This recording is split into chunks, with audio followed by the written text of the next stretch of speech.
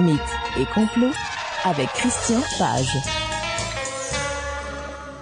Monsieur Page, bonjour. Salut Guy. Ça va, Christian? Oui, ça va très bien. Chronique d'aujourd'hui, on s'intéresse au courriel des auditeurs. Exact. Donc, les gens m'envoient des courriels, on me pose des questions, on me demande mon feeling sur certains éléments mystérieux et étranges. Alors, j'ai sélectionné une série de courriels que j'avais reçus et aujourd'hui, on va essayer d'y répondre le plus objectivement possible. Et le premier, j'ai choisi parce que c'est l'été arrive, les cultures, évidemment, sont en pleine pousse. Et on risque de voir éventuellement des cercles céréaliers, des fameux crop circles. Et ça fait plusieurs fois que les gens me demandent comme dans le film avec Mel Gibson. Exactement. Sign, je crois que c'était le titre du film. Donc, oui, d'ailleurs. Alors, qu'est-ce que c'est que ces crop circles? Alors, on va faire, si tu veux, on va faire un peu un retour dans le passé pour voir un peu l'évolution du phénomène et qu'est-ce que l'on en sait et qu'est-ce que l'on en pense. D'abord, le phénomène apparaît dans les années 80 au départ, surtout dans le sud de l'Angleterre. On voit apparaître ces figures, ces cercles dans les champs, les champs de culture. Ces cercles ont d'ailleurs plusieurs noms, agroglyphes, agriglyphes, mais on s'entend surtout pour les désigner sous le vocable de cercle céréalier. Donc au début, lorsque le phénomène apparaît au début des années 80, ce sont des figures simples, ce sont des cercles ou une multitude de cercles qui apparaissent comme ça au milieu des champs. Et à cette époque, évidemment, il y a ceux immédiatement qui se rangent du côté de l'explication surnaturelle. Il doit s'agir d'ovnis, il doit s'agir d'extraterrestres. Et puis, je me rappelle, à l'époque, il y avait un météorologue britannique du nom de Terence Meaden qui lui avait proposé comme explication que ces cercles étaient peut-être provoqués par des micro-tornades qui provoquaient un peu l'affaissement des plants. Mais c'était tellement parfait. Oui. Et puis, éventuellement, moi, déjà, au départ, j'étais un peu sceptique sur la théorie des micro-tornades, mais enfin. Et puis, peu à peu, au fil des années, 2 ou 3 ans après, on a vu apparaître des cercles beaucoup plus complexes. Là, on avait des cercles qui étaient réunis entre les uns aux autres par des sortes de corridors. Et là, on voit encore une fois ce Terence Meaden qui arrive et puis il nous présente une théorie plus élastique de ces micro-tornades. Et là, il y avait des plasmas impliqués là-dedans, alors que rapidement, de l'autre côté, il y avait ceux qui disaient c'est beaucoup trop complexe pour être dû au hasard. Il doit y avoir une intelligence derrière ça. Que cette intelligence vienne du village d'à côté ou de Betelgeuse, c'était clair qu'il y avait quelque chose derrière ça. Et puis finalement, le phénomène est devenu excessivement complexe. Et là, on a vu apparaître des figures toujours plus mystérieuses, plus étranges. Et puis voilà, coup de théâtre. Au début des années 90, 2 retraités, Doug Bauer et Dave Chorley, arrivent et nous disent « les cercles céréaliers, c'est eux ». Donc, avec une planche, une corde, de façon assez simple, ils réussissaient à coucher la nuit venue, donc ils profitaient de la nuit, allaient dans les champs et avec une corde, une planche, on couchait le blé et on faisait des sortes de figures comme ça, assez simplement. Et pour garder une symétrie, on prenait un point central. Ouais, exact. Et évidemment, tout ça et évidemment, lorsque l'explication a été proposée et ça a été fait devant des caméras de télévision, l'histoire est un peu morte au feuilleton.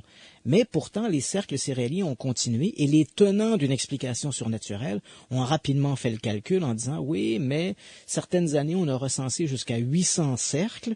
Donc, si on considère qu'on a 3 mois à peu près pour les temps de culture, Doug Bauer et Dave Chorley ne se sont pas reposés beaucoup. Ils devaient faire 3, 4, 5 cercles par nuit. Alors là, évidemment, dû au nombre, on est retourné à une explication un peu fantastique et surnaturelle. Et puis bon, évidemment, ça a attiré toutes sortes de gens intéressés par l'ésotérisme. On allait là, on se mettait en position du lotus dans le milieu des cercles et on faisait des aoums et compagnie. Donc, des cercles comme ça, on en a vu beaucoup en Angleterre et ce phénomène-là a été reproduit ailleurs dans le monde. Ici même au Canada, on a eu des cercles céréaliers. Aux États-Unis, même au Québec, j'avais été interviewé il y a quelques années au milieu d'un cercle céréalier qui s'était produit en Montérégie, qu'on avait observé en Montérégie. Et donc, on voit que ce phénomène-là n'a pas de frontières. On le retrouve un peu partout. Je tiens ici à faire un aparté entre le phénomène des cercles céréaliers et les phénomènes qu'on appelle, j'aime pas beaucoup l'expression, mais nids de soucoupe. Faut se rappeler que dans les années 60, l'expression soucoupe volante était très à la mode. Et à certaines reprises, on avait observé au lendemain du passage d'un ovni des traces laissées au sol et les médias avaient baptisé ça nid de soucoupe. Donc, des nids de soucoupe, des traces laissées au sol après le passage d'un ovni, c'est quand même assez différent de ces fameux cercles céréaliers. Puis je viens de te donner un exemple, si tu le veux bien. Ouais, je vais te donner un exemple. Ici, au Québec, par exemple, on a eu un cas de traces au sol très important. Et je le sais pour avoir été principalement impliqué dans l'investigation qui entourait ça. Ça se passe en novembre 1989. On est à Sainte-Marie-de-Maunoir. C'est un tout petit village en Montérégie, juste aux côtés de Marieville. En fait, le village aujourd'hui a été fusionné avec Sainte-Angèle-de-Maunoir et Marieville, tout ça. Donc, aux petites heures du matin, donc à l'aurore, ce 20 novembre 1989, des gens de la région sont réveillés par des lumières dans le ciel. Et l'un d'entre eux, je dirais que celui qui est en position privilégiée, voit, en regardant par la fenêtre de chez lui, il est tiré de son sommeil, il tire le rideau et regarde, et voit la maison en face de chez lui. De l'autre, il y a comme un petit parc. En fait, c'est une sorte de cercle, une rue qui forme un cercle, au milieu duquel il y a un parc. Et de l'autre côté, donc, de ce cercle, il voit la maison de son voisin d'en face. Et là, il voit des lumières qui semblent, qui ont un mouvement ascensionnel. Hein. Ce sont des lumières qui semblent s'élever de derrière la maison de son voisin. Évidemment, tout ça est très curieux. Il va me décrire que ces lumières-là ressemblaient à des lumières d'un véhicule 4x4 ou encore les fenêtres d'un wagon qui serait allumé durant la nuit quand on regarde un train passer. Donc, ces lumières-là vont s'élever, elles s'éteignent, et puis quelques secondes après, les lumières vont réapparaître. Elles se sont déplacées un peu vers l'est. Elles vont refaire 3 ou 4 fois le même mouvement et ensuite elles vont disparaître définitivement.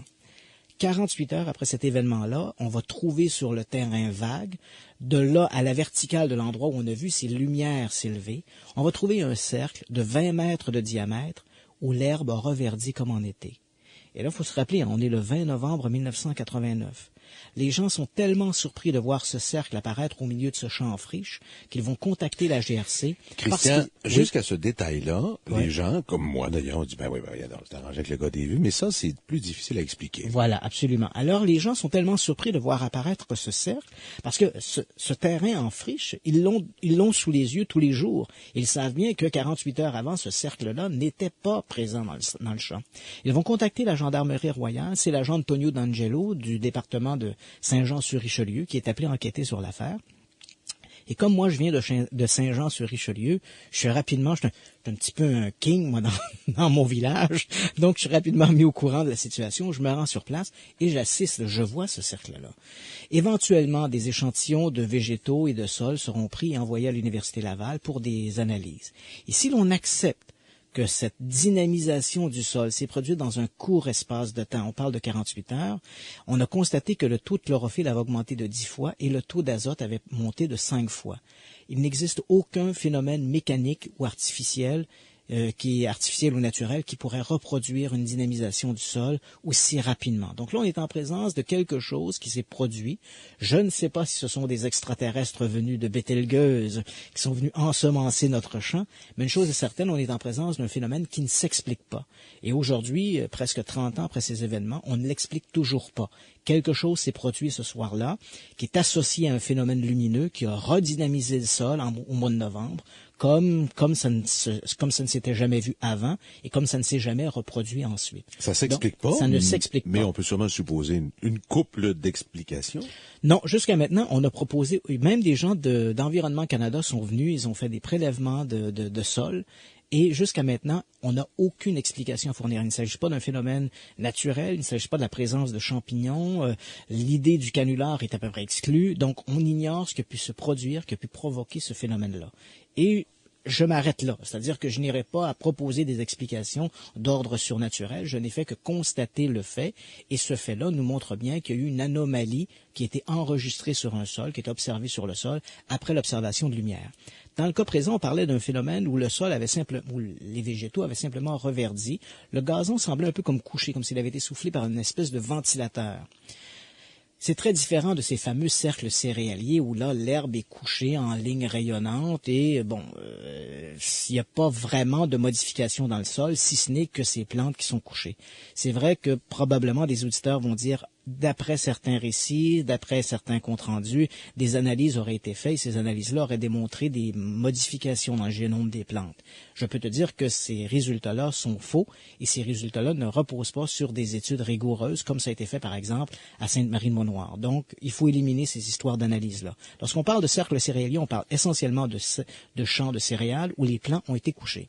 L'agent de police D'Angelo, oui. Celui dont vous parliez tout à l'heure, lui, dans son rapport, quand il ferme son rapport, c'est inscrit Inexplicable. Donc, observation d'OVNI. Il faut dire que la gendarmerie, ici on fait un peu un aparté, mais le rôle de la gendarmerie, c'est toujours de s'assurer qu'il n'y a pas de danger pour la population. À cette époque, en 1989, le rôle de la GRC était de colliger l'information relative à une pseudo-observation d'OVNI. Ce rapport-là était envoyé au Centre national de la recherche à Ottawa, et là, c'était là-bas qu'on décidait si oui ou non on donnait suite à cette investigation. Dans le cas de la trace de Sainte-Marie-de-Mont-Noir, ce sont des groupes d'enquêteurs privés, je pense notamment à l'ufologue québécois, le François Bourbeau, qui avait été appelé à enquêter là-dessus, mais ce sont réellement des groupes privés qui sont occupés d'enquêter sur ces incidents-là. Donc, dans notre cas de cercle céréalier, là, on parle essentiellement de plans qui ont été couchés. Oui. Une minute encore. On prend une minute encore, OK. Et ces plans-là, moi, je dois t'avouer que en 2002, à peu près, lorsque je me suis rendu en Angleterre pour enquêter sur le phénomène des cercles céréaliers, ma première préoccupation en les voyant du ciel, ça a été de me dire, tiens, c'est très curieux, c'est fantastique, c'est merveilleux. Je reconnaissais l'aspect esthétique de ça. Mais quand je suis arrivé au sol et j'ai regardé les cercles de plus près, crois-moi, Guy, n'importe qui peut faire ça avec un minimum de temps. Une planche, une corde, ça se fait très, très bien. Et même, j'ai pu rencontrer des gens... et j'ai même rencontré des gens... Et c'est évidemment, ces gens-là, j'ai rencontré des gens qui appellent ça, eux, du land art. Ce sont des gens qui, sous le couvert de l'anonymat, s'amusent à faire ces traces-là. Donc, il ne faut pas voir là-dedans, à moins d'une preuve concrète, il ne faut pas voir dans les cercles de céréales un phénomène surnaturel. Certains auditeurs t'ont questionné sur les rods, sur les orbs. Oui. On va en parler au retour de la publicité. OK, excellent. Mais entre-temps, je te demande de méditer sur un phénomène qu'il faudrait tenter de nous expliquer aussi, celui de la hausse des prix de l'essence. Ah, ça, je n'ai jamais trouvé d'explication à ça. Peut-être que les extraterrestres ont quelque chose à y voir, tant et si bien que le prix pourrait passer, on vous le dit comme ça, là, c'est dans l'air, certaines stations ont déjà augmenté leur prix, on le faisait passer de 1,29,4 à presque une pièce 40 le litre. 1,39,9 $. Un vrai plaisir, mes amis, on se parle dans 3 minutes.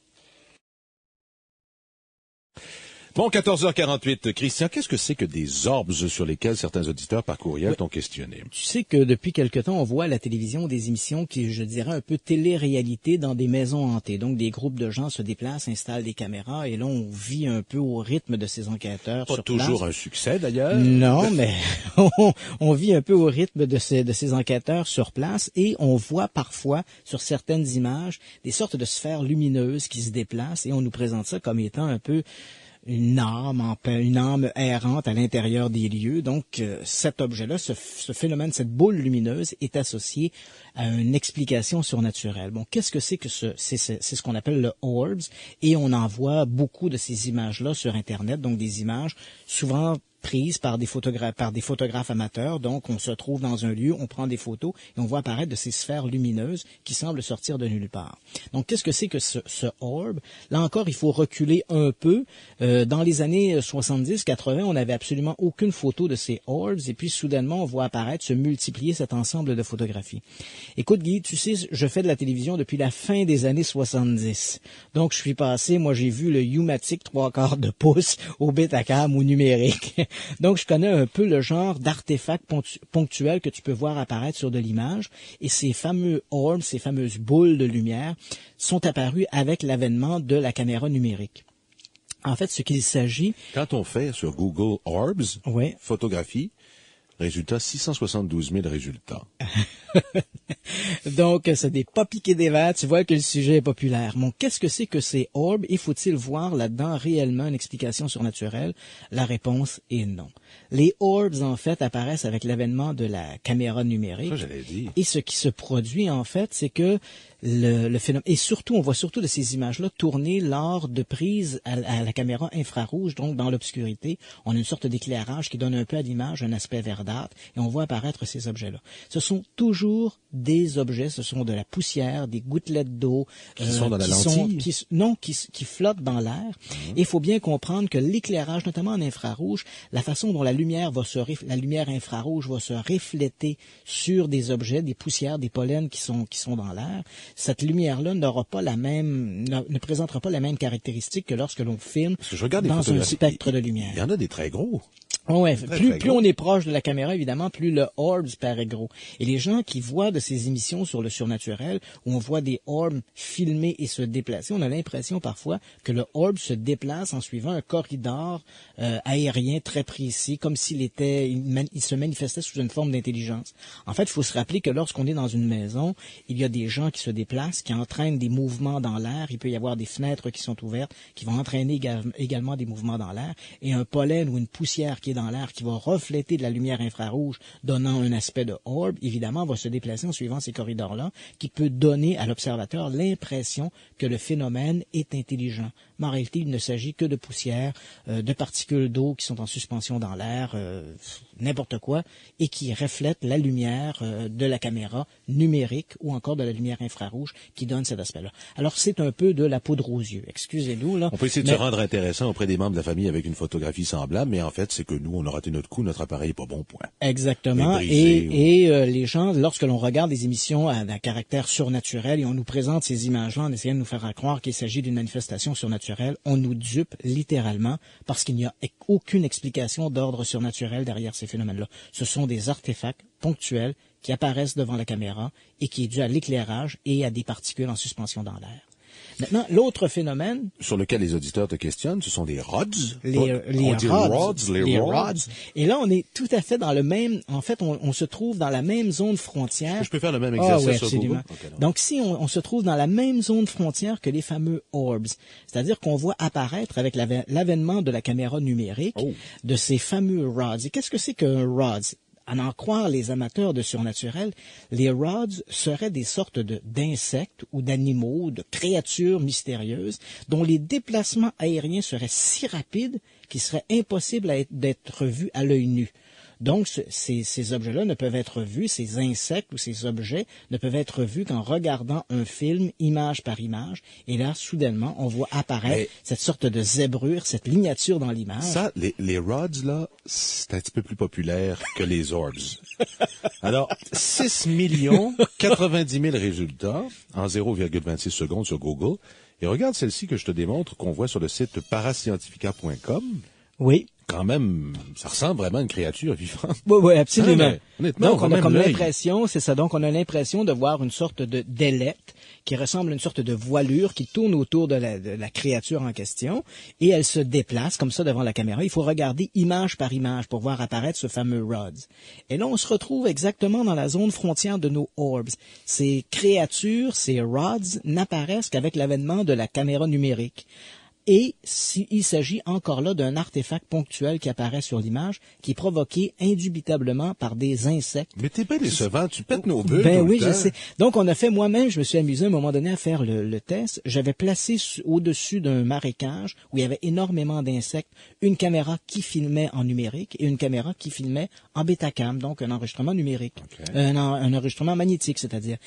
Et lorsque l'on regardait l'enregistrement magnétique, on voyait très clairement des libellules, des sauterelles, des grillons, mais pas de rods. Et sur la caméra numérique, les mêmes sauterelles, les mêmes libellules apparaissaient sous la forme de rods.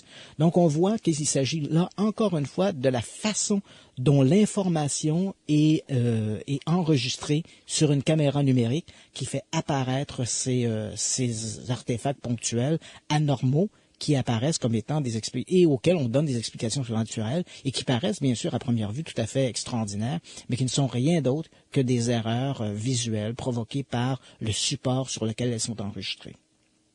Décevant. Oui, c'est décevant. Mais dans le domaine du paranormal, tu sais, c'est un peu ça. On voit se multiplier avec l'avènement de technologies, que ce soit des instruments. On parle beaucoup de electric voice phenomenon, des phénomènes de voix enregistrées grâce à des magnétophones, des orbs qui apparaissent sur des films, des rods qui apparaissent également sur des films. Il faut toujours regarder le support sur lequel ces phénomènes-là apparaissent et se rappeler que le surnaturel, c'est excessivement rare.